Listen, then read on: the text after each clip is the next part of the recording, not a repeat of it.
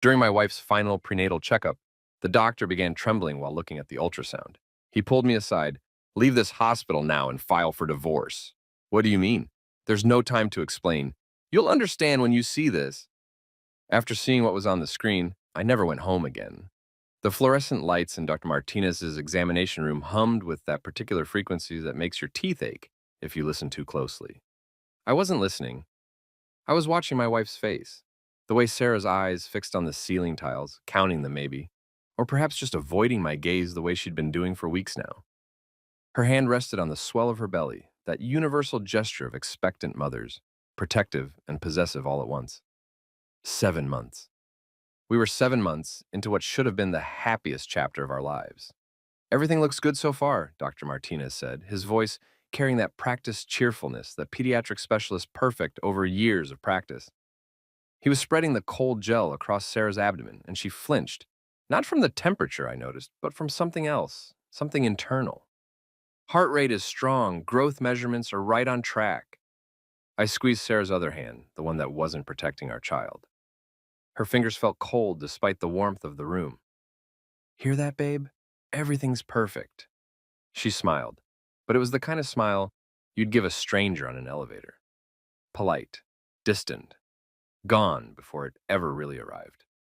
Dr. Martinez moved the transducer across her belly, and the monitor filled with those strange, beautiful shadows that somehow resolve into a human being if you know how to look. I'd been to every appointment, every single one, memorized the grainy images, the measurements, the terminology, biparietal diameter, femur length, amniotic fluid index. I'd become fluent in the language of ultrasound because this was my child, my family, my future taking shape in those black and white pixels. Let me just get a better angle here, Dr. Martinez murmured, adjusting the transducer. His eyes narrowed slightly as he studied the screen, then his hands stilled. It was subtle at first, a hesitation that lasted maybe 3 seconds too long. But I'd known Dr. Martinez for 7 months, had watched him perform the same examination 4 times before, and he'd never paused like that, never stopped mid-movement as if someone had pressed pause on his entire nervous system. Is everything okay? Sarah's voice was tight. Yes, just let me... He moved the transducer again, pressed a few buttons on the machine. The image zoomed, shifted, refocused. And that's when I saw it. The tremor in his hand. Barely perceptible, but definitely there. Dr. Martinez, who'd told us during our first appointment that he'd delivered over 3,000 babies, whose hands were steadier than a surgeon's when he needed them to be, was shaking. Doctor? I leaned forward, trying to see what he was seeing on the screen. The image looked the same to me, the curve of a skull, the delicate architecture of a spine, the flutter of a heartbeat in the chest cavity. What's wrong? He didn't answer immediately. Instead, he took a screenshot. Then another, then a third. His jaw worked silently, as if he were chewing on words he couldn't quite bring himself to speak. The printer whirred to life, spitting out the thermal images with their chemical smell, and their promise of a future I was starting to realize might not exist. Sarah, I need you to stay calm, he said finally, and those 6 words detonated in my chest like a grenade.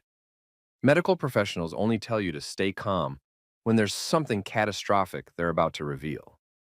The baby is healthy, physically, everything is developing normally. Then what? I started, but he held up his hand. Mr. Chen, I need to speak with you privately, right now. Sarah's hand tightened in mine, her nails digging crescents into my palm.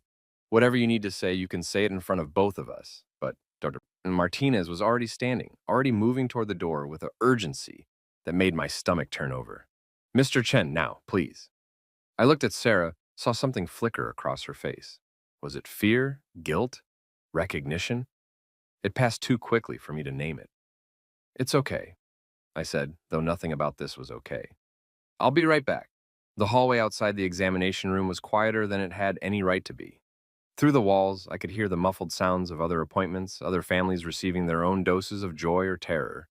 But here in this corridor, with its bland watercolor paintings of beaches and meadows, it felt like the world had contracted to just the two of us, me and this doctor who wouldn't meet my eyes. James, he said, using my first name for the first time in 7 months. I need you to listen to me very carefully, and I need you to trust that what I'm about to tell you is in your best interest. Just tell me. Is the baby sick? Is Sarah sick? No. Physically, they're both fine. He glanced back at the closed door, then pulled me further down the hallway, away from potential eavesdroppers. James, I'm going to show you something, and when I do, I need you to remain calm. Can you do that? I nodded, though I had no idea if I could or couldn't. My heart was hammering against my ribs, each beat a question. What? Dr. Martinez pulled out his phone, shielded the screen from the hallway, and opened his photo gallery.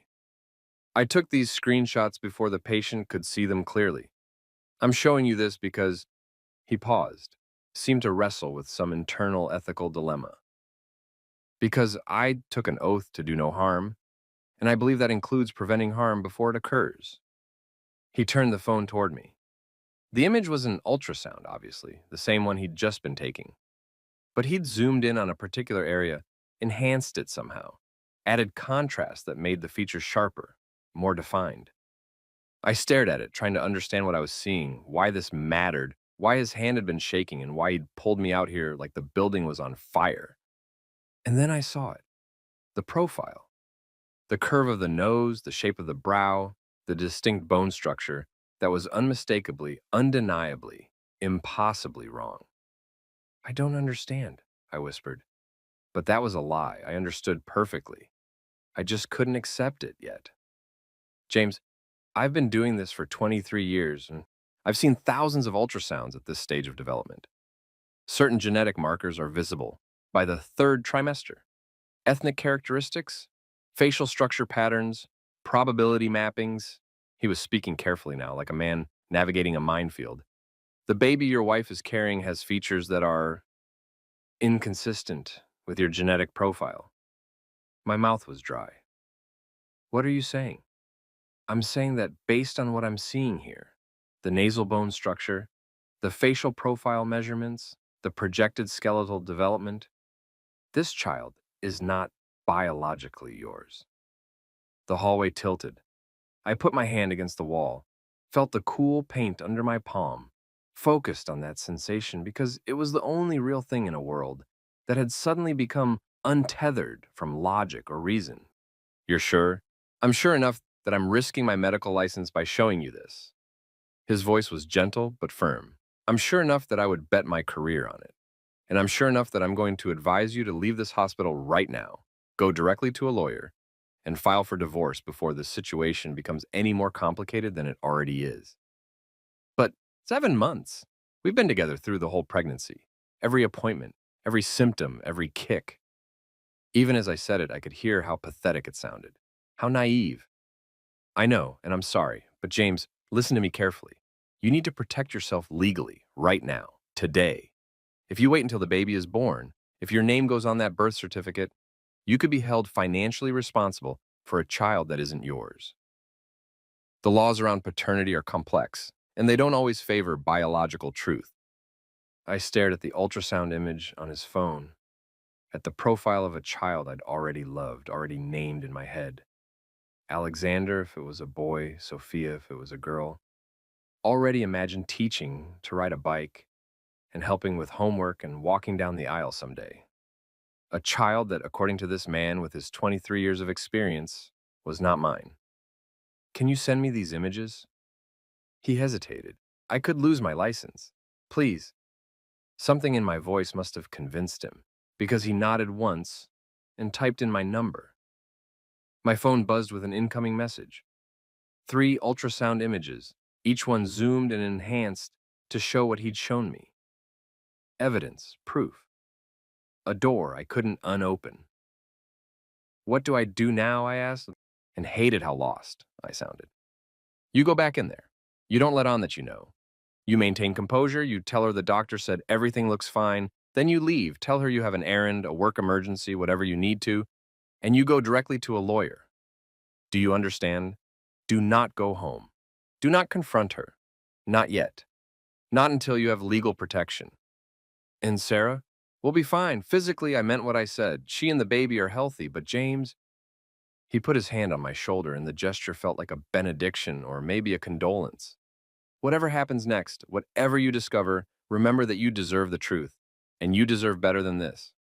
I nodded, though I wasn't sure I agreed. Wasn't sure what I deserved or didn't deserve. Wasn't sure of anything anymore, except that the floor beneath my feet had become quicksand, and I was already sinking. How long do I have before she notices something's wrong? The rest of the appointment is just standard measurements and scheduling the next visit. 10 minutes, maybe 15. He glanced at his watch. I'll keep it brief, but James, you need to be convincing. If she suspects you know, she might take steps to protect herself legally, and that will make everything harder for you. He opened the door back to the examination room, and I followed, stepping back into a life that looked exactly the same, but felt completely different. Sarah was still on the examination table, still had her hand on her belly, and still wore that distant expression that I'd been misinterpreting for weeks as pregnancy fatigue, or hormonal mood swings, or normal third trimester anxiety. How long had she been lying to me? When had it started? Who was he? This father of a child I'd been preparing to raise as my own. Everything okay? Sarah asked, and there was something sharp in her voice, something alert and watchful. Fine, I said, and the lie tasted like copper in my mouth. Just some questions about the delivery room procedures. Dr. Martinez was already back at his computer, typing notes, his face professionally neutral. All the measurements look good, he said, not looking at either of us. Baby's approximately 6 pounds, 2 ounces based on current projections. We'll see you back in 2 weeks for the next checkup, and then we'll start talking about birth plans. Sarah was watching me. I could feel her eyes tracking my movements as I helped her sit up, as I handed her the paper towels to wipe the gel from her stomach, as I gathered our things with hands that somehow remained steady despite the earthquake happening inside my chest. James, are you sure you're okay? She asked again. You look pale. Just hungry, I said. Didn't eat lunch. We walked out of the medical center together, my hand on the small of her back like it had been at every other appointment. Like nothing had changed, like I wasn't drowning in the space between what I'd believed 5 minutes ago and what I knew now. The parking lot was bathed in that golden late afternoon light that Los Angeles does better than anywhere else. October in California, 74 degrees and crystalline clear, the kind of day that belongs on postcards. Sarah paused by the passenger door of our Camry, one hand shading her eyes against the sun. Want to grab dinner? She asked. I've been craving that Thai place in Silver Lake. And there it was, the moment where I had to choose. I could get in the car, drive to the restaurant, order pads CAUW, and pretend everything was fine, continue living in the comfortable fiction I'd been inhabiting for 7 months, maybe longer. Or I could follow Dr. Martinez's advice and protect myself while I still could.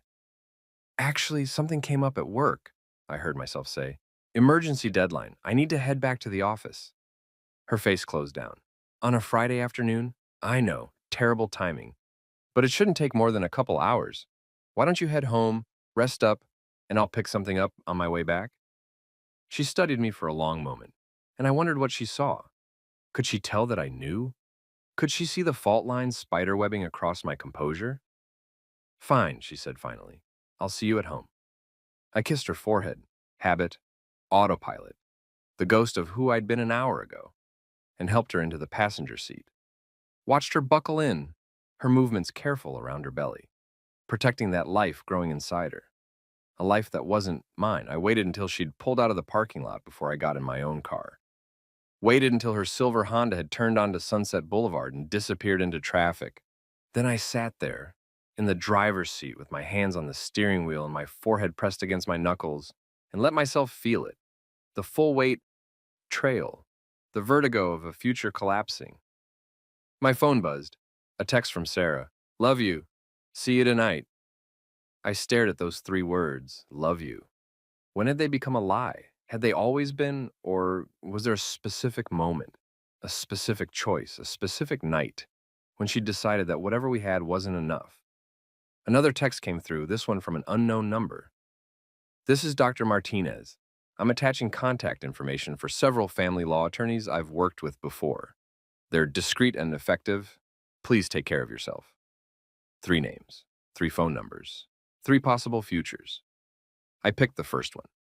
Samantha Reeves, whose office was in Century City, and dialed before I could talk myself out of it. Reeves Family Law, a receptionist answered. How may I help you? I need to speak with someone about filing for divorce, I said, and hearing the words out loud made them real in a way they hadn't been before. Today, as soon as possible. I understand. Ms. Reeves has an opening at 5 o'clock this afternoon if you can make it to our office. It's a consultation, 1 hour, and we do require payment up front. I'll be there, I said, whatever it costs. I gave her my information, confirmed the address, and ended the call. Then I started the car and drove away from the medical center, away from the life I'd been building, towards something I couldn't yet name but knew would hurt in ways I hadn't begun to imagine. I didn't go home.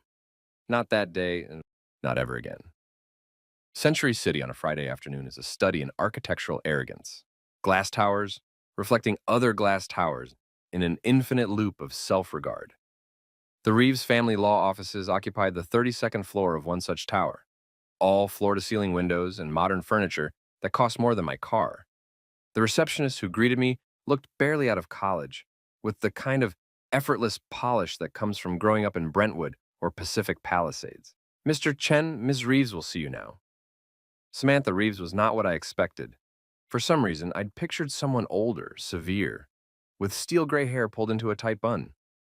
Instead, the woman who stood to shake my hand was maybe 40, with warm brown skin and eyes that managed to be both sympathetic and assessing at the same time. And she wore a navy suit that probably cost $3,000 and an expression that suggested she'd heard every terrible story there was to hear and still managed to sleep at night. James, she said, gesturing to a leather chair that faced her desk, Dr. Martinez called ahead and gave me some context, but I'd like to hear it from you. Start from the beginning. So I did. I told her about Sarah and me, about how we'd met 4 years ago at a friend's wedding, about the 2 years of dating before I proposed on the beach in Malibu at sunset, because she'd said once that she loved the way the light looked at golden hour. About the modest wedding we'd had in her parents' backyard because we were saving money for a house. About the conversation we'd had last December, 10 months ago, when we'd decided we were ready to start a family. She got pregnant in February, I said, watching Samantha take notes on a yellow legal pad. Or at least, that's when she told me she was pregnant. We were thrilled. I was thrilled. This was the plan, our plan. And the pregnancy progressed normally, as far as I knew. Morning sickness in the first trimester, but nothing unusual. We started telling people at 12 weeks. Her parents threw her a shower last month. I assembled a crib last weekend. My voice cracked slightly on that last part. The crib. It was still in the nursery, waiting. Everything was fine. Everything was perfect. Until today. Until today. I pulled out my phone and showed her the ultrasound images Dr. Martinez had sent. Watched her expression remain neutral as she examined them, though her jaw tightened almost imperceptibly. You understand, she said carefully, that ultrasounds aren't legally admissible as proof of paternity. They're suggestive, certainly, but they're not definitive. For legal purposes, you'd need a paternity test. So get one. Can we do that before the baby's born? We can. There are non-invasive prenatal paternity tests that use the mother's blood and the father's saliva. They're safe, accurate, and available as early as 7 weeks into pregnancy. But there's a complication. Of course there is. You need the mother's consent or a court order. And getting a court order requires evidence of fraud or deception, which brings us back to the fact that ultrasounds aren't legally definitive. She set down her pen and looked at me directly. James, I'm going to ask you something, and I need you to answer honestly. Have you noticed anything else? Any other signs or behaviors that might support a claim of infidelity? I started to say no, but then I stopped, because now that she'd asked, now that I was looking at the past 7 months through this new lens, there were things, small things I'd dismissed or explained away. She's been distant, I said slowly. Since the second trimester started, maybe longer, we used to talk about everything, and now it's like pulling teeth to get her to tell me about her day. She's been protective of her phone, takes it everywhere, even to the bathroom. And she's been going out more. Pregnancy yoga, she calls it. But the classes run 2, sometimes 3 hours long. Do you know where these classes are held? She said it was a studio in Pasadena. Serenity Wellness, or something like that. Samantha made a note. We'll verify that. What else? Money. She's been asking for more money. Says it's for maternity clothes and nursery items, but we have credit cards with both our names on them. Why would she need cash? Even as I said it, I felt stupid, naive. How had I not questioned this before? And there's this thing she does now when I try to touch her belly. She flinches, just slightly, but It's there, like she doesn't want me to feel connected to the baby. Has her schedule changed? Does she travel for work? She's a graphic designer, works from home mostly, but she's been taking more client meetings in person, usually at coffee shops or restaurants, sometimes in the evenings. Samantha was writing faster now, filling the legal pad with notes. Social media? Has her behavior changed there? She never posts pictures of us anymore, just landscapes, food, quotes, and she untagged herself from a bunch of our couple photos a few months back. Said she wanted to keep the pregnancy private until after the baby was born, didn't want to jinx it. James, I'm going to be direct with you. Based on what you're telling me, there's a strong possibility that your wife has been conducting an affair throughout the pregnancy, possibly longer. The question we need to answer now is, what do you want to do about it? I looked out the window at the Los Angeles skyline, at the sun sinking toward the Pacific. Somewhere out there, Sarah was at home, maybe making dinner, maybe texting someone I didn't know about, maybe living an entire second life I'd been too trusting to see. I want the truth, I said, but whatever it is, whoever he is, I want to know. Then we're going to need to conduct an investigation. I work with a private investigator who specializes in these cases. He's discreet, thorough, and expensive. He'll document everything, where she goes, who she meets, financial transactions if we can access them. But James, I need you to understand something. Once we start down this road, there's no going back. You're going to learn things you may not want to know. You're going to see evidence of betrayal that will hurt in ways you can't anticipate. Are you prepared for that? Was I? I thought about the crib in the nursery, about the name we hadn't quite agreed on yet, about the future I'd been so certain of just 4 hours ago. Yes, I said. I'm prepared. Good. Then here's what we're going to do. You're going to go home. Dr. Martinez said not to go home. Home. Dr. Martinez was being cautious, and I understand why. But if you suddenly disappear, if you don't come home tonight, your wife is going to know something's wrong. She'll lawyer up, she'll become defensive, and our investigation becomes 10 times harder. So you're going to go home. You're going to act normal. You're going to be the loving, supportive husband you've been for the past 7 months. Can you do that? I wasn't sure, but I nodded anyway. Good. While you're doing that, I'm going to draw up divorce papers. We won't file them yet. Not until we have concrete evidence, but we'll have them ready. I'm also going to have my investigator, his name is Marcus Webb, start surveillance immediately. He'll need some information from you, her typical schedule, known associates, vehicle information. Can you provide that? Yes. Excellent. Now let's talk about finances. Do you have joint bank accounts? One checking, one savings. Both are names. Credit cards? 3. All joint. As of right now, I want you to start documenting every transaction. Screenshot everything. If money starts disappearing, I want to know about it. Do you own property together? We rent. A 2-bedroom in Echo Park, $1,500 a month, both our names on the lease. No mortgage then, that's good. One less thing to untangle. What about assets? Cars, investments, retirement accounts? My car is in my name, hers is in hers. I have a 401k through work, about 40,000. She has a freelance SEO retirement account, maybe 20, no other investments. Samantha kept writing. Life insurance? Through my job. $100,000 policy. Sarah's the beneficiary. We'll need to change that. Not now, but soon. What about her family? Are they aware of any of this? Her family? I tried to picture Sarah's parents, Richard and Margaret, retired school teachers living in Ventura. They'd been nothing but kind to me. Had they known? Had they watched me play the fool at the baby shower last month? Had they smiled and congratulated me while knowing their daughter was carrying another man's child? I have no idea. We'll find out. Family members are often complicit in these situations, either actively or through willful ignorance.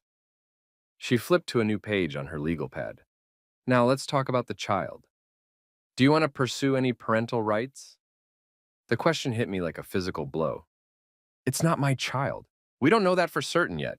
And even if it's not biologically yours, if you've been acting as the father throughout the pregnancy, if you've contributed financially to prenatal care and preparation, a court might argue that you have some stake in the situation. I don't want to raise another man's child, I understand. But you need to consider the possibility that the court may not give you a choice. If your name goes on the birth certificate, If you're present at the birth, if you allow yourself to be established as the legal father, you could be held financially responsible regardless of biology. So what do I do? You stay away from the hospital when she goes into labor. You don't sign any birth certificates. You don't acknowledge paternity in any official capacity. And ideally, we have this resolved before the baby is born. She checked her watch. That gives us approximately 8 to 10 weeks, assuming she carries to term. 8 to 10 weeks of living a lie, of sleeping next to a woman I no longer knew, of pretending to care about a future that didn't exist, of participating in my own humiliation. I can do that, I said. I know this is difficult, James. I know it feels impossible, but I've been doing this for 15 years, and I promise you, you will survive this. You will get through it. And when we're done, you will have the truth and the legal protection you deserve. She slid a contract across the desk. This is a standard retainer agreement. $5,000 to start, which covers the initial investigation and legal filing.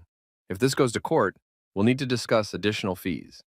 But let's not get ahead of ourselves. For now, we gather evidence.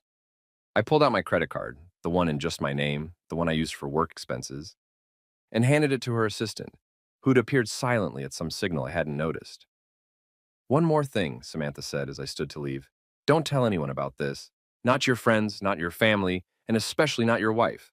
The element of surprise is the only advantage we have. Understood? Understood. She walked me to the elevator, shook my hand again with that same firm, confident grip. Marcus will be in touch within the hour. He'll want to meet you somewhere discreet. Follow his instructions exactly. And James, try to get some sleep tonight. You're going to need your strength for what comes next.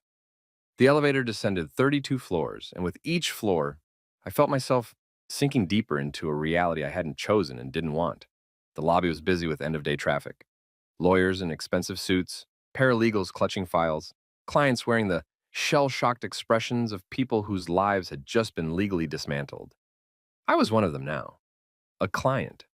A case. A man whose wife was carrying another man's child. My phone buzzed as I reached the parking garage. Marcus Webb, the text said, followed by an address in Koreatown. Meet me in 30 minutes. Come alone. I got in my car and drove through rush hour traffic through the golden hour that Sarah loves so much, toward a meeting with a private investigator who would help me unravel my own life. The radio was playing something I didn't recognize. Pop music, cheerful and meaningless.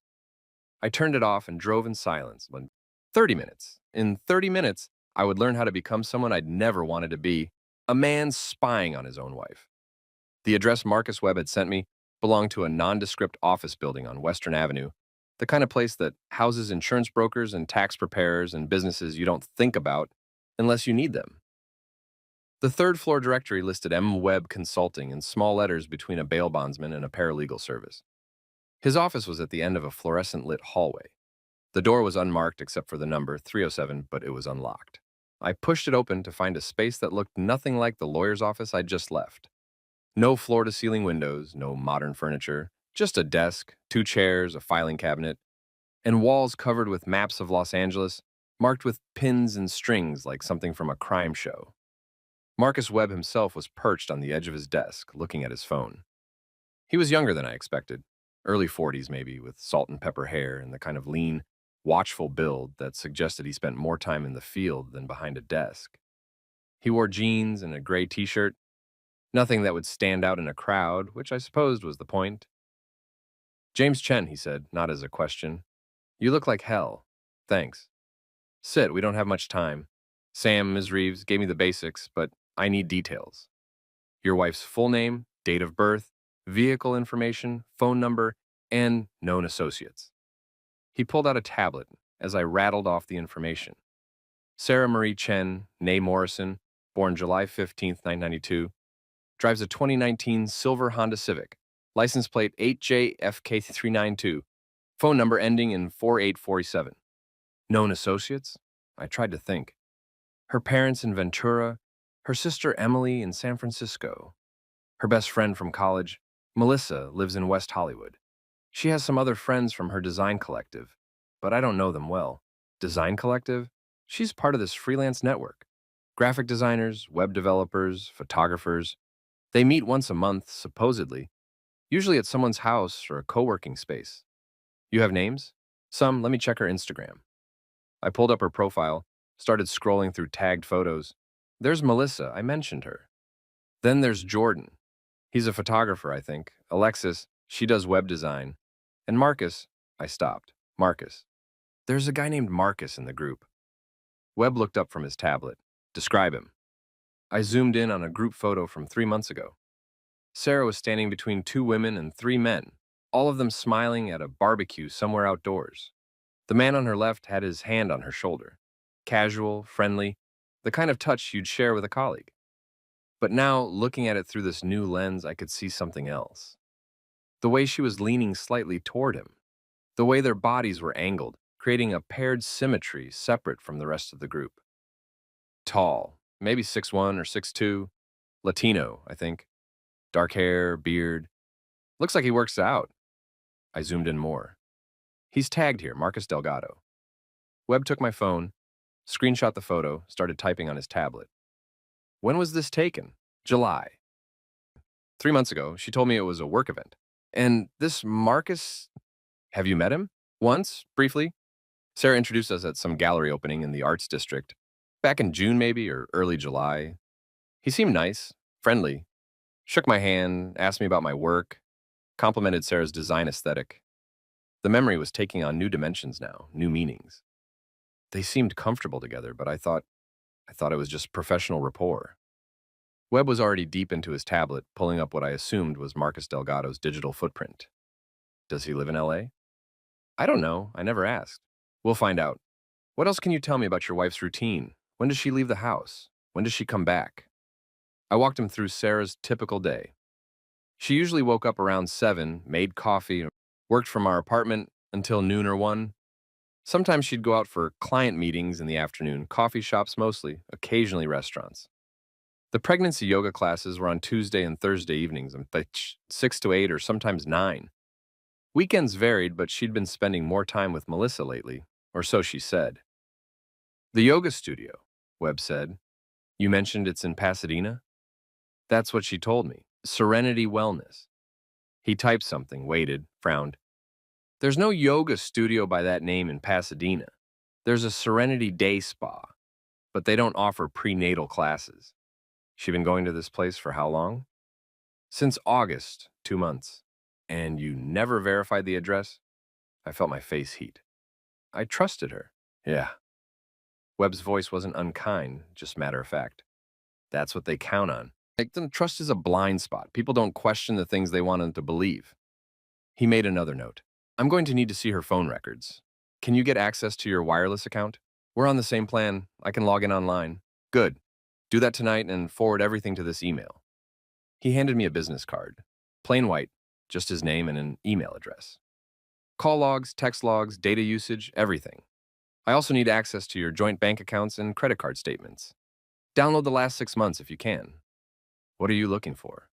Patterns, hotels, restaurants, cash withdrawals, purchases that don't fit her normal behavior.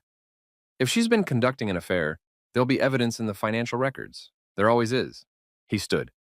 Walked to one of the maps on the wall, a detailed street map of central Los Angeles with various locations marked in red. Your apartment is here, right? Echo Park? Yeah, near the reservoir. He placed a red pin on the map. And she usually takes which route when she goes out? I described her common paths, down Sunset into Silver Lake or south on Glendale into downtown or west toward Los Feliz and Hollywood. He marked each route with different colored strings. Starting tomorrow morning, I'm going to have eyes on your apartment. Discreet surveillance. If she goes anywhere, I'll follow. If she meets anyone, I'll document it. Photos, video, timestamps, locations, everything we need to establish a pattern of behavior. He turned to face me. But I need you to help me. I need you to be my inside source. What do you mean? I need you to pay attention in a way you haven't been. When she's in the shower, check her phone if you can do it without her noticing. When she's asleep, look through her purse, her car, her laptop. People who are having affairs get sloppy. They keep receipts, they save text messages, they take photos they shouldn't. If there's evidence, I need you to find it and document it without her knowing. You want me to spy on my own wife? I want you to protect yourself legally. There's a difference. His expression was neutral, but not unsympathetic. Look, James, I understand this isn't comfortable. I understand it feels wrong. But you need to consider what's at stake here. If the baby is born and your name goes on that birth certificate, you could be on the hook for 18 years of child support for a kid that isn't yours. Is preserving your sense of dignity worth that? Put that way, the answer was obvious. No. Then do what I'm asking. Be careful, be smart, and document everything. He handed me a small device that looked like a thumb drive. This is a recording device.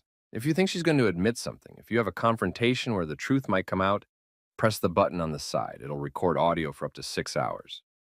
But James, and this is important, California is a two-party consent state for recording conversations, which means anything you record without her knowledge isn't admissible in court. Then what's the point? The point is, you'll know. You'll have confirmation.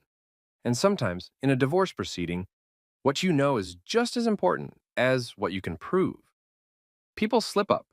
They reveal things in mediation or in court testimony that contradict what they said in private.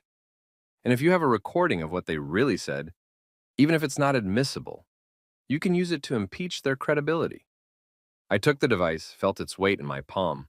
It seemed impossible that something so small could carry such enormous consequences. One more thing, Webb said. Ms. Reeves probably told you this, but I'm going to emphasize it. You cannot let your wife know that you're suspicious. You cannot change your behavior. You need to be the same husband you were yesterday, the same partner she thinks she has. Because the moment she realizes you know, this whole thing becomes exponentially harder. Understand? I understand. Good. He checked his watch. It's almost 7. You should head home, act normal, kiss her hello, ask about her day. And tomorrow, when she leaves for one of her client meetings or yoga classes, let me know immediately. I'll take it from there. I stood to leave, but stopped at the door. Marcus, the investigator, not the other Marcus. What's your success rate? How often do you find what people are looking for? He smiled, but it was a sad smile. 100%. I always find the truth.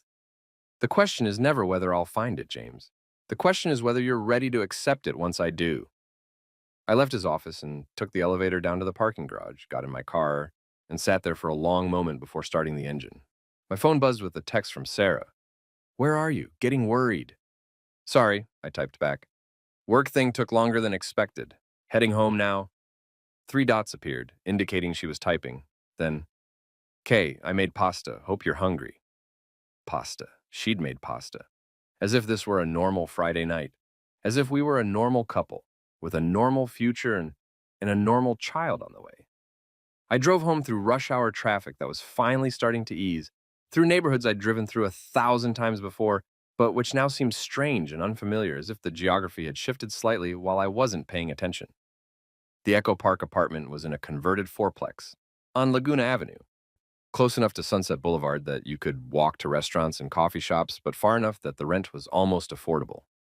We'd lived there for 2 years, had signed the latest lease renewal just 3 months ago, planning to stay until the baby was old enough that we'd need more space. The baby that wasn't mine. I parked on the street and looked up at our windows on the 2nd floor. The lights were on. I could see Sarah moving around in the kitchen, her silhouette visible through the gauzy curtains we'd hung together last spring. From outside, looking up, we appeared to be exactly what we pretended to be. A young couple preparing for the arrival of their first child, building a life together, secure in their plans and their love. Appearances, I was learning, could be devastatingly false. I climbed the stairs and unlocked the door, stepped into the warm smell of garlic and tomatoes and basil. Sarah was plating pasta at the counter, still wearing the maternity dress from this afternoon's appointment, her hair pulled back in a messy bun. She looked tired but beautiful, the way she always looked these days, glowing with that pregnancy radiance people were always commenting on. Hey, she said, smiling. I was starting to think you'd forgotten about me. Never.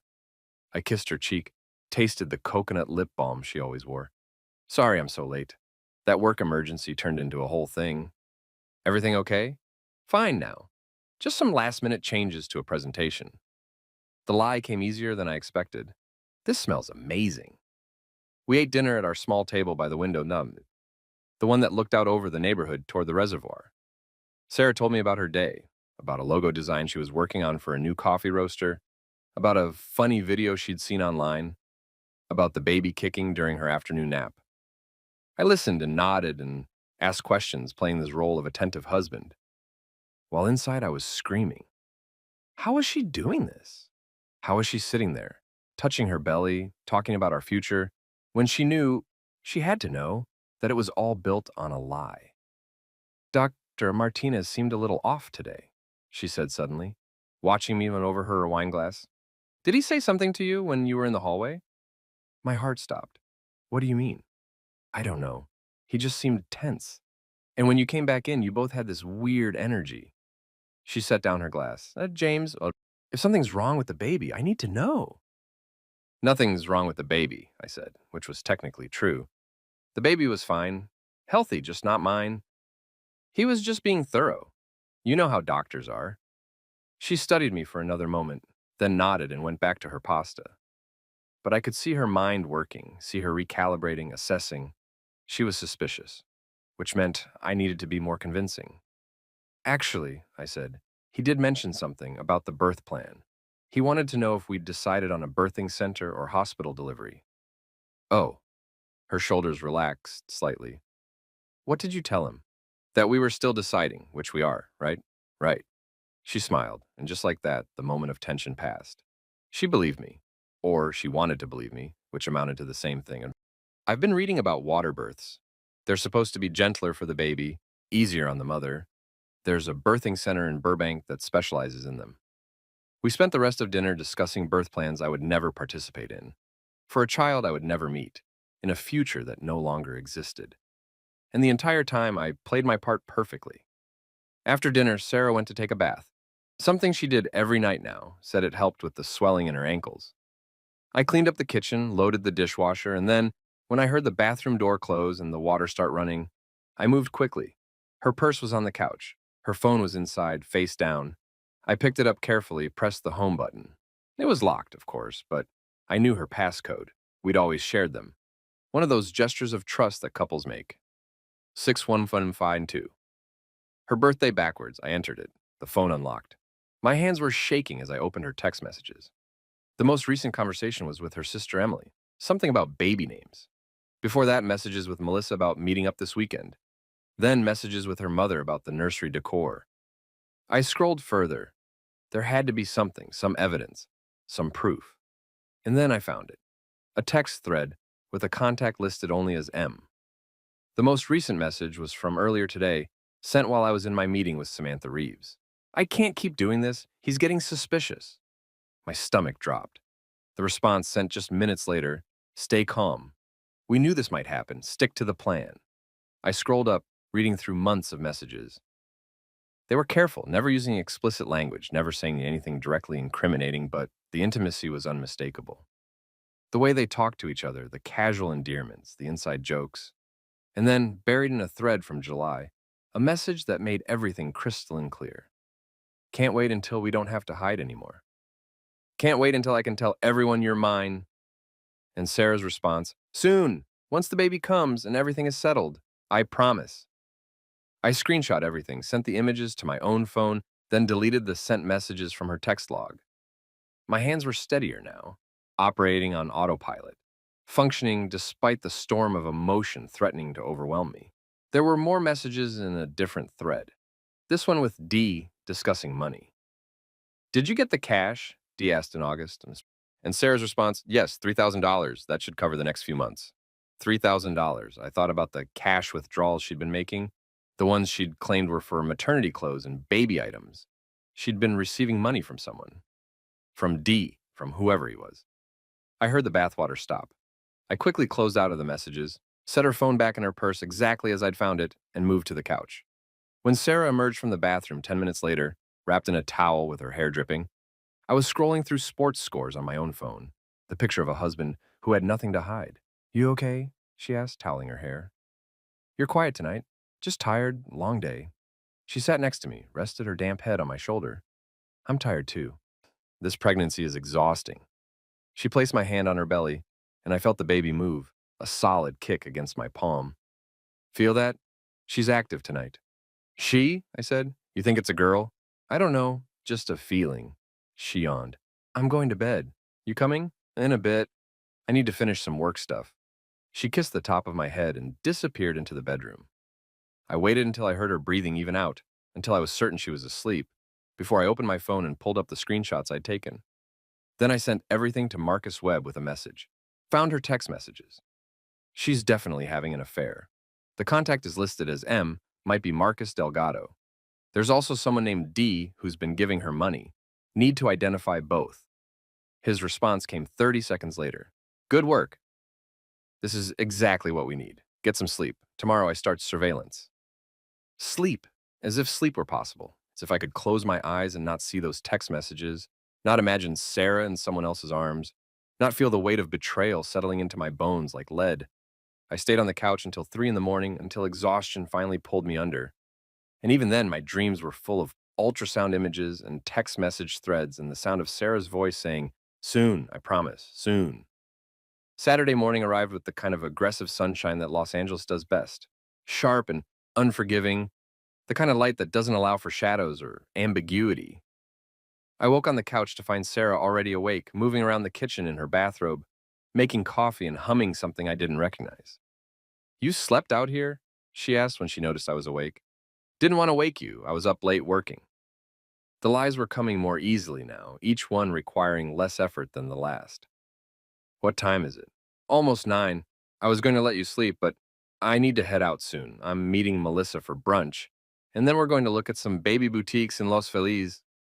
Perfect. I sat up, stretched, tried to look sleepy and unconcerned. "Sounds fun. What time will you be back?" "Probably around 3 or 4, unless we decide to catch a movie or something." She poured herself decaf coffee, one of the few pregnancy restrictions she actually followed, and sat at the kitchen table. "What are you going to do today?" "Errands, grocery store. Maybe hit the gym." I pulled out my phone, texted Marcus Webb under the table. "She's leaving around 9:30. Says she's meeting friend for brunch, then shopping in Los Feliz." His response was immediate. "On it. I'll be in position in 15 minutes." Sarah finished her coffee, disappeared into the bedroom to get dressed. I listened to the sounds of her routine, the closet door opening, the dresser drawers sliding, the bathroom fan clicking on. Familiar domestic sounds that had once been comforting and now felt like nails on a chalkboard. She emerged 20 minutes later wearing black leggings, an oversized sweater, and ankle boots. Her hair was down, her makeup subtle but carefully applied. She looked beautiful, and I hated that I still noticed, still felt that automatic surge of attraction even knowing what I knew. "You look nice," I said, because that's what I would have said yesterday. "Thanks." She grabbed her purse, her keys, paused at the door. "James, are we okay?" "What do you mean?" "I don't know. You've seemed distant since the doctor's appointment yesterday. If something's bothering you, you can talk to me." The audacity of it. Her standing there, pregnant with another man's child, asking if I wanted to talk about what was bothering me, was almost funny. Almost. "We're fine," I said. "Just stressed about work and the baby coming. Normal stuff." She nodded, but her eyes were searching my face, looking for cracks in the facade. "Okay, well, I'll see you this afternoon." I waited exactly 30 seconds after she left before texting Marcus. "She just left. Silver Honda, heading west on Sunset. I see her. I'm 3 cars back. We'll update soon." I spent the next hour doing exactly what Marcus had told me to do, searching. I went through Sarah's side of the closet, checking pockets and coat linings. I found nothing except old receipts and loose change. I searched her car next, the one she'd left behind because she'd taken an Uber, which was immediately suspicious. Why would she take an Uber to brunch with Melissa when she had a perfectly functional car? The Honda was neat, almost obsessively so. She'd always been tidy, but this felt different, deliberate. No trash in the console, no forgotten items in the back seat, nothing in the glove box except the registration and insurance documents. It was too clean. The car of someone who was being careful not to leave evidence. But people always miss something. I popped the trunk. At first glance, it was empty except for the spare tire and a reusable grocery bag. But then I noticed something wedged under the carpet that lined the trunk floor. A corner of paper, barely visible. I pulled up the carpet carefully. Underneath was a manila envelope, unsealed. Inside were credit card statements. Not from our joint accounts, but from a card I'd never seen before. American Express, in Sarah's name only. with an address I didn't recognize. A P.O. box in Silver Lake. I pulled out the statements and started reading. The charges went back 6 months, starting in April, shortly after she'd gotten pregnant. Hotels, the Line in Koreatown, the Ace in downtown, the Proper in Santa Monica. Restaurants, expensive places, the kind we never went to together because we were saving money. Nordstrom, $800 for items purchased in June. Sephora, $234. Victoria's Secret, $412. Lingerie. She'd been buying lingerie. The most recent statement, dated October, showed a charge from a medical clinic I didn't recognize. Westside Women's Health, $485 for services unspecified. My phone buzzed. Marcus. She didn't meet her friend. She's at an apartment complex in Silver Lake, historic brick building, 6 units. She was buzzed in immediately. Someone was expecting her. I typed back, "Can you get photos?" Already on it, sitting across the street with a telephoto lens. If she comes out with someone, you'll know. I took pictures of every credit card statement, every receipt, every transaction. Then I put everything back exactly as I'd found it, replaced the trunk carpet, closed the car. Inside the apartment, I logged into our wireless provider's website using the password I'd set up years ago. Another gesture of shared trust that now felt like naivete. Downloaded 6 months of call logs and text records for Sarah's number. The file was enormous, hundreds of pages, but Marcus would know how to parse it. I was uploading everything to the email address Marcus had given me when my phone rang. Samantha Reeves. "James," she said without preamble, "Marcus briefed me on what you found. The credit card statements are good, very good. They establish a pattern of deceptive behavior and hidden financial activity, but we need more. We need to identify who she's seeing and establish a definitive timeline." He's watching her right now. She's at an apartment in Silver Lake. Good. If he can photograph her with another man in a compromising situation, we can move forward with filing. But James, I need to ask you something, and I need you to answer honestly. Are you prepared for what comes next? What do you mean? I mean that once we file for divorce, once we serve her with papers, there's no going back. Your marriage is over. Whatever relationship you thought you had will be irreparably damaged. Even if you're right about everything, even if she's been lying to you for months, the act of filing will change everything forever. Are you ready for that? I looked around the apartment, at the couch where we'd watched movies together, at the kitchen table where we'd had breakfast 1,000 times, at the closed door to the nursery where a crib waited for a child I would never meet. Was I ready? Yes, I said, I'm ready. Then here's what I need you to do. Stay calm. Stay present. If she comes home and wants to talk, let her talk. Don't accuse her of anything. Don't reveal what you know, but listen. Sometimes people confess when they think they're safe. If she tells you something, anything, that confirms the affair, I want you to use the recording device Marcus gave you. Can you do that? I can do that. Good. I'm drafting the divorce petition right now. I'll have it ready by Monday morning. In the meantime, Marcus is going to establish surveillance patterns, document everything, and build our case. Your job is to act normal and wait. Wait. As if waiting were something I could do. As if I could sit in this apartment, surrounded by the life we'd built, and just wait while the truth assembled itself into something actionable. But I said yes, because what else could I say? The afternoon crawled by. I went to the grocery store because I'd told Sarah I would, because I needed to maintain the illusion. I bought things we didn't need, produce that would go bad, bread that would grow stale, milk that would expire. I was shopping for a future that didn't exist, and the absurdity of it nearly made me laugh right there in the dairy aisle. Marcus texted me updates throughout the day. 7 p.m. Still inside, no movement. 2:23 p.m. Can see 2 shadows through the window. 3rd floor, corner unit. They're not just talking. 3:15. She's leaving. Ordered an Uber. Should be home in 20 minutes. I was unloading groceries when Sarah walked in, shopping bags in hand, her face flushed. "Hey," she said, slightly breathless. "Traffic was terrible. How was your day?" "Fine, got the groceries, hit the gym." I gestured at her bags. "Find anything good?" "Yeah, actually. Melissa found this amazing vintage store, and they had these adorable onesies. And we couldn't resist." She pulled out tiny clothes. Soft yellows and greens, gender neutral. each one making my chest tighten. Aren't they precious? Very cute. She came over, kissed my cheek. She smelled like perfume I didn't recognize. Something expensive, something she definitely hadn't been wearing when she left. I'm exhausted. I think I'm going to take a nap before dinner. Good idea. I'll wake you in a couple hours.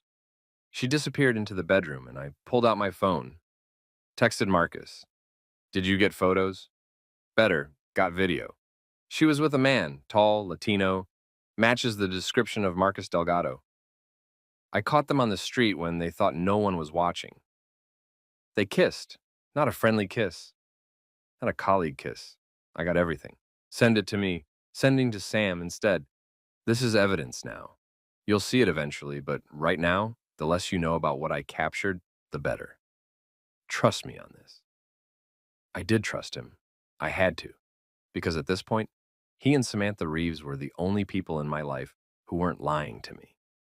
The video arrived in my inbox that evening, forwarded by Samantha with a note. This is conclusive. We can file on Monday. I watched it 3 times, even though once would have been enough.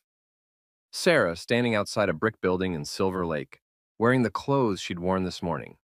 A man emerging from the building, tall, dark-haired, the photographer from her design collective, the man I'd met once and thought nothing of, Marcus Delgado. She said something to him I couldn't hear. He laughed. Then he pulled her close, his hands on her waist, on the swell of her pregnant belly, on my child that wasn't my child, and kissed her. Long and slow and intimate. The kiss of 2 people who'd done this before, many times before. When they pulled apart, his hand stayed on her belly, protective, possessive, the gesture of a father. I closed the video and sat in the dark living room, while Sarah slept in the next room, while the baby that wasn't mine kicked and turned inside her, while my marriage died its quiet death. My phone buzzed. A text from Marcus Webb. Got an ID on the apartment. It's registered to Marcus Delgado. He's lived there for 3 years. Works as a commercial photographer, primarily fashion and lifestyle. Never been married, no kids. Clean financial record. I'm running a full background check. Should have more by tomorrow. Then a minute later, I also traced the D from the text messages. David Morrison. That's her father. He's been giving her money, $3,000 in August, another $2,000 in September. I'm betting her family knows about the affair. Her father. Her own father had been helping her hide this. I thought about Richard Morrison, the mild-mannered retired English teacher who'd welcomed me into his family, who'd called me son at our wedding, who'd helped us move into this apartment. He'd known. He'd known that his daughter was pregnant with another man's child, and he'd helped her conceal it. The betrayal had layers, I was discovering. Each revelation opened up new depths of deception, new questions about how long this had been going on and how many people had been complicit. Sunday morning, Sarah wanted to go to the farmer's market. She was in a good mood, better than she'd been in weeks, chattering about baby names and nursery colors and whether we should get a bassinet or just put the crib in our bedroom for the first few months. I went along, smiled, bought overpriced organic vegetables and artisanal bread, held her hand as we walked through the stalls, her belly prominent between us, a constant reminder of the lie we were living. I've been thinking, she said as we stopped at a flower stand, about names. If it's a girl, what about Sophia? And if it's a boy, Alexander? Those were the names I'd been thinking, the ones I'd mentioned to Dr. Martinez just 2 days ago. Had she been listening to me talk about baby names while planning a future with someone else? Had she been that cruel? Those are nice names, I said neutrally. You don't like them? I didn't say that. She studied me, that same searching look from yesterday. James, seriously, what's going on? You've been weird all weekend. If you're having second thoughts about being a father, I'm not having second thoughts. That at least was true. I couldn't have second thoughts about something that was never going to happen. I'm just processing. It's a big change. I know, but we're in this together, right? She squeezed my hand. You and me and baby makes 3. You and me and Marcus makes 3, I thought. You and me and a lie makes 3. But I smiled and said, right, together. We spent the rest of Sunday in this bizarre performance of normalcy, cooking dinner together, watching a movie, discussing plans for the upcoming week. She had a client presentation on Tuesday. I had a project deadline on Wednesday. We needed to schedule another doctor's appointment for 2 weeks out. Actually, Sarah said as we were getting ready for bed, I was thinking about finding a new doctor. My blood froze. Wait, what? Why? I don't know. Dr. Martinez just seemed off on Friday, and I've been reading about this midwife practice in Santa Monica that does home births. I think I'd prefer something more intimate, more natural. She wanted to change doctors because Dr. Martinez had been off, because he'd discovered the truth and she'd sensed it somehow. Had that predator instinct that cheaters develop, that sensitivity to being caught. Whatever you think is best, I said carefully, but I like Dr. Martinez. He's been great so far. I know, but it's my body, James. My choice. There was an edge to her voice now, a defensiveness that confirmed my suspicion. She knew, maybe not exactly what Dr. Martinez had told me, but she knew something had shifted. Of course, your choice. I climbed into bed next to her, turned off the light. We can talk about it more this week. She rolled over, her back to me, one hand resting on her belly. Good night. Good night. I lay there in the dark, listening to her breathe, feeling the space between us that had nothing to do with the physical inches separating our bodies. Tomorrow, Samantha would file the divorce papers. Tomorrow, Marcus would continue his surveillance. Tomorrow, everything would begin to unravel in ways Sarah couldn't yet imagine. Tomorrow, she would learn that I knew. But tonight, in this bed, in this apartment, in this life that was already gone, I had to wait. I had to be patient. I had to pretend that everything was fine while the evidence accumulated, while the case built itself, while the truth prepared to detonate. If you've ever had to lie next to someone you once loved, someone who betrayed you in ways you're still discovering, you know that feeling. That particular torture of proximity without trust, of intimacy without honesty. Your body remembers what it felt like to hold them, even as your mind catalogs their deceptions. Your heart wants to believe the lie, even as your eyes finally see the truth. I didn't sleep that night. I lay there watching the ceiling, counting the hours until morning, until I could escape the suffocating pretense of this bed and this marriage and this life built on sand. At 3 a.m., Sarah's phone buzzed on her nightstand. I heard it in the dark, a text message arriving, briefly illuminating her face with its blue glow. She reached for it immediately, read something, typed a response. The light from the screen showed me her expression, soft, tender, the way she used to look at me. Then she set the phone down and went back to sleep, secure in her deception, comfortable in her lies. I waited until I heard her breathing even out. Then I picked up my own phone and texted Marcus Webb. How fast can you identify who just texted her at 3 a.m.? His response came 2 minutes later. I have her phone records. Every call, every text, every data transmission for the last 6 months. Give me 5 minutes. 5 minutes later, Marcus Delgado. The message said, can't sleep, thinking about you and our daughter. Soon. She responded, I know, me too. I love you. Our daughter. They'd already decided it was a girl. They'd already established ownership. They were already building their future, using my present as scaffolding. I got out of bed carefully, went to the living room, closed the door. Then I called Marcus Webb, not caring that it was 3 in the morning. He answered on the second ring. You saw the text. Our daughter, I said. He called the baby our daughter. I know. I've been reading through the phone records all night. James, it's worse than we thought. They've been together for over a year, since before you got married. The pregnancy was planned. They discuss it explicitly in texts from January. She got pregnant deliberately. The room tilted. What? She wanted a baby. He wanted a baby. But he's not in a position to provide for a child. His photography business is struggling. He's got debt. He's barely making rent. So they came up with a plan. She'd stay married to you, have the baby, let you believe it was yours. Once the child was born and you were legally on the hook for child support, she'd file for divorce. You'd pay for everything while he got to be the real father. You're saying this was premeditated, that she got pregnant with his child while married to me deliberately as a way to extract money. That's exactly what I'm saying. And her family is in on it. Her father's been giving her money to help with expenses she couldn't explain to you. Her sister knows, her mother knows. This was a coordinated deception. I couldn't breathe. The apartment felt too small, the walls too close. How soon can we file? Samantha has the papers ready. We can serve her tomorrow if you want. I want. James, are you sure once we do this, she's going to know you know? She's going to lawyer up. This is going to get ugly. It's already ugly, I said. Let's just make it honest. Monday morning arrived with the weight of inevitability. I woke before Sarah, made coffee with hands that didn't shake because I was beyond shaking now. I'd passed through shock and landed somewhere colder, somewhere harder, somewhere that felt almost like relief. Sarah found me on the couch, laptop open, pretending to work. "You're up early," she said, yawning. "Couldn't sleep? Big presentation today. Wanted to get a head start." She poured herself decaf, settled at the kitchen table with her phone. I watched her scroll through messages, saw her smile at something, type a response. Was it him? Was she texting Marcus Delgado right now, planning their future while sitting in the apartment I paid for? "I have that client meeting this afternoon," she said without looking up. "The coffee roaster in Pasadena. Might run late." "The one you mentioned last week?"